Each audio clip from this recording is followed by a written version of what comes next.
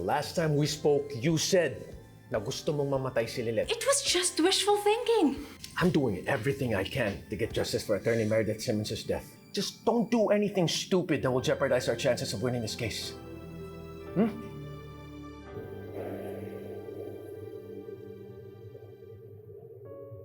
Ma'am, okay lang mo.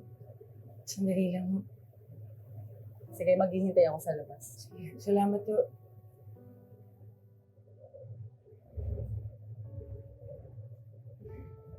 Lilith, kamusta ka na? Medyo makirot na lang yung sugat ko, pero okay naman ako. Gusto ko lang sana magpasalamat sa'yo.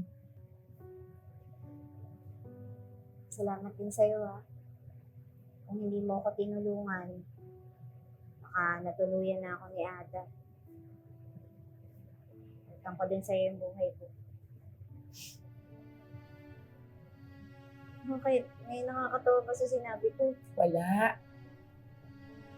Naisip ko lang kasi nung nakulong ako, akala ko katapusan ko na yun. Nagalit ako sa mundo dahil naging biktima ako ng pang-aapi ng mga mayayaman at ma-influensyang tao. Nawalan ako ng pag-asa. Hanggang dumating ka, Lilith.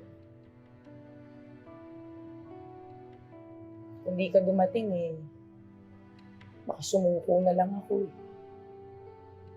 Binalik mo yung tapang ko. Binalik mo yung pag-asa ko, Lilith. Napakalaki ng utang na loob ko sa'yo. Maraming salamat.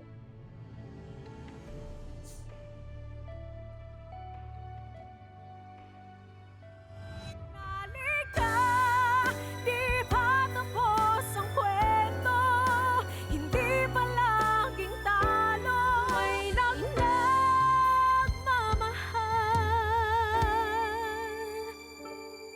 sa'yo.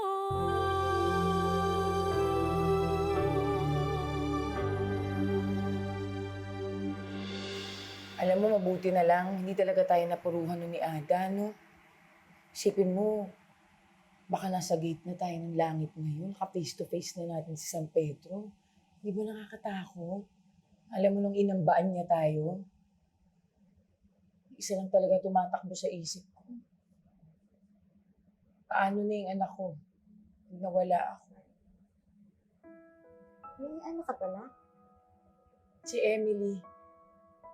Magki-15 anyos na yun ngayong December matagal nang wala yung tatay niya kaya ako na lang mag-isa nagtataguyod sa kanya. Andun siya sa lola niya ngayon sa Samar. Niwanan ko muna ron kasi kailangan kong magtrabaho dito sa Maynila, sa pabrika. Para may pangtustos sila doon, may panggastos. Napatay ako ni Ada. Naisip ko lang, paano na yung anak ko? Hindi na kami nagkita. Paano na yung kinabukasan niya? Paano na yung pag-aaral niya? Nawala na nga siya ng tatay ng maaga, mawawalan pa ng nanay. Takot ko ulit. Kung ikaw, inaalala mo yung anak mo. Ako naman, inaalala ko yung inang at yung tatay ko. Marami pa akong plano sa kanila Gusto ko pang suklian yung pagmamahal at kabutihan na binigay nila sa akin. Nagpapasalamat ako na nabuhay pa rin ako. Kasi desidido ako na ilaban yung kaso ko. Kapag nakalabas na ako dito, tutuparin ko lahat ng pangarap ko na yun para sa mga magulang.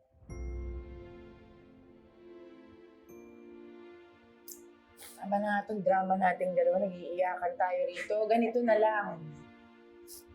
Bakit hindi tayo gumawa ng promise sa isa't isa?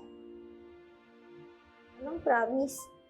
I-promise natin na lagi natin puprotektahan ng isa't isa at hindi natin hahayaan na may masaktan ni isa sa atin doon sa kulungan. Okay? Hanggat makita natin yung mga mahal natin sa buhay. Deal? Deal.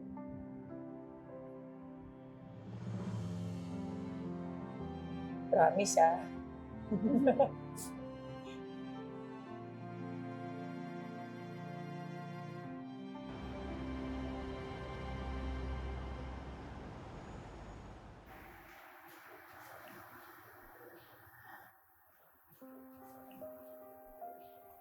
Calorella, How are you doing, Lilet? Napanood ko sa news yung nangyaring gulo dito sa City Jail. I'm so glad you're safe. ginulat niyo po ako sa pagdating niyo. Hindi ko po inaasahan na dadalawin niyo ako. Bakit naman hindi? Kasi po, pinagbintangan ko kayo noon. Inimbitahan po kayo ng mga police for questioning sa pagkamatay ni nanay. Hindi ko po kayo pinagtanggol. Sa dami po ng kabutihang ginawa niyo para sa akin. Ito po yung ginanti ko. Nahihiya po talaga ako sa inyo. Huwag mo na isipin yun. Kalimutan mo na yun, Lilet. Hindi naman ako nagtampo dahil dun eh. Ang totoo niyan, ako ang nahihiya sa'yo at gusto kong mag-sorry sa'yo. Bakit naman po? Alam ko ang totoo. Ano pong ibig niyo sabihin?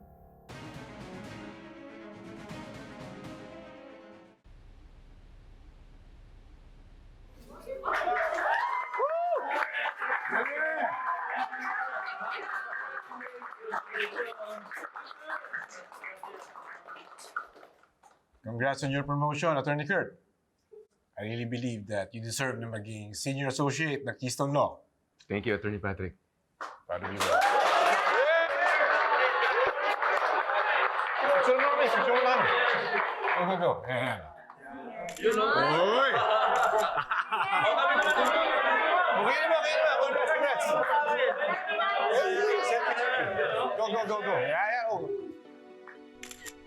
Okay! Congrats! Congratulations, Attorney Kurt. You're not dreaming. This is real. Now, aren't you glad na pinairal mo yung loyalty mo sa Keystone at hindi kay Lilet? Siguro kung pinagpatuloy mo na tulungan yung kaibigan mong killer, do you think ma-achieve mo pa tong promotion na to?